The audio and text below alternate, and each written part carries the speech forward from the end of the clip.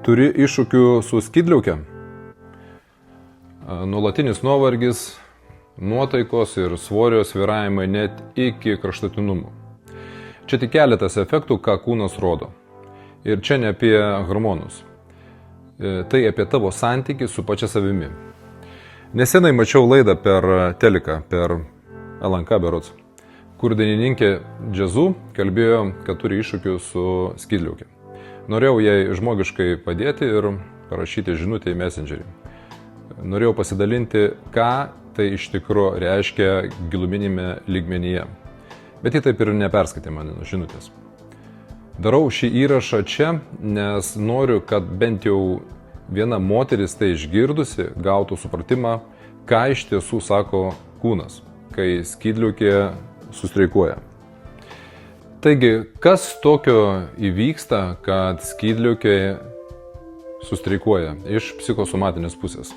Pirma, slopinamas balsas ir neišsakytos tiesos. Nesakai, ką galvoju, nes pasakyti nejauku, nesaugu, būsiu netinkama.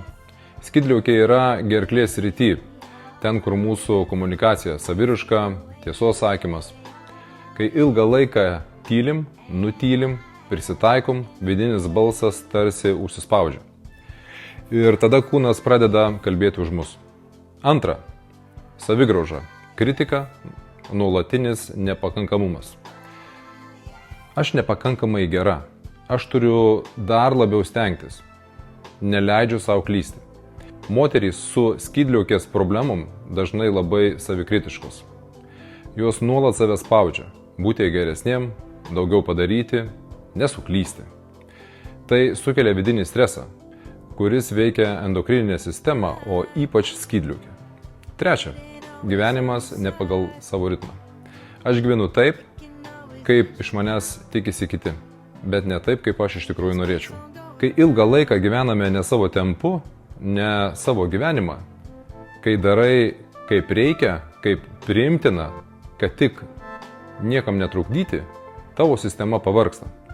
Skydliaukę reguliuojanti hormonus pradeda strigti. Ketvirta. Užspausta emocinė energija, ypač pyktis ir liūdesys. Aš neleidžiu savo pykti. Aš verkiu tyliai, niekam nerodau. Labai dažnai moteris, kurios neišreiškia emocijų, ypač piktumo, nuoskaudų, ima sirgti per kaklo gerklės hormoninės sritis. Tai tarsi vidinis užraktas. Emocijos laikomos viduj, bet jos niekur nedingsta. Jos užspaudžia gyvybinę energiją. Penkta. Stiprus kontrolės poreikis. Aš turiu viską sužiūrėti. Jei aš to nepadarysiu, viskas sugrius. Kontrolė kyla iš baimės, o baimė iš nepasitikėjimo gyvenimu. Ši būsena sukuria pastovų kortizolio foną, kuris trukdo normaliai veikti skydliaukę. Moteris gyvena nuolatiniam vidiniam budėjime, o organizmas tiesiog ima perdegti. Skydliaukė tai balsas, vidinis tavo balsas. Nori pasveikti? Pradėk nuo to, kad nustok save spausti. Pasižiūrėk į savo gyvenimą, ramiai, be pasiteisinimų. Ar tu iš tikro gyveni taip, kaip tau norisi? Ar pasakai viską, ką nori pasakyti? Jei ne, gal jau laikas daryti pokyčius. Siunčiu tau šviesos.